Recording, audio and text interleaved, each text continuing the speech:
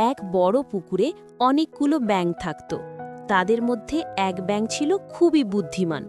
সবাই তাকে বুদ্ধু ব্যাঙ বলে ডাকত, কারণ সে সব সময় চিন্তা করত কিভাবে নিজের পুকুরটাকে সবার জন্য নিরাপদ রাখা যায়। একদিন হঠাৎ পুকুরে এক বক এসে হাজির। সে প্রতিদিন দুটো করে ব্যাঙ খেয়ে যেত।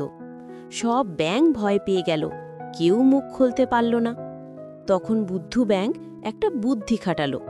সে বকের কাছে গিয়ে বলল, বাবা বক, তুমি যদি আমাদের সবাইকে খেয়ে ফেলো, তাহলে কাল থেকে তোমার খাবার থাকবে কোথায়?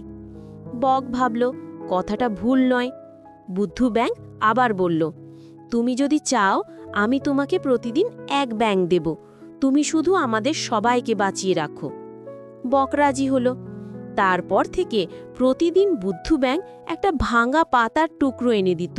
দূর থেকে দেখলে মনে হতো ব্যাঙ। বক সেটা খুশি মনে খেত, বুঝতেই পারত না। এভাবে অনেক দিন কেটে গেল। একদিন বকের চোখে ধরা পড়ে গেল কৌশলটা। কিন্তু ততদিনে বুদ্ধু ব্যাঙ তার সব বন্ধুকে অন্য পুকুরে পাঠিয়ে দিয়েছে। আর বক যখন ধরতে গেল, বুদ্ধু ব্যাঙ ছপাত করে জলে ঝাঁপিয়ে পালালো। মৌলিক শিক্ষা: বুদ্ধি, ধৈর্য আর সময়, এই তিনটেই বড় শক্তি। শুধু ভয় পেলেই চলবে না, বুদ্ধি খাটাতে জানতে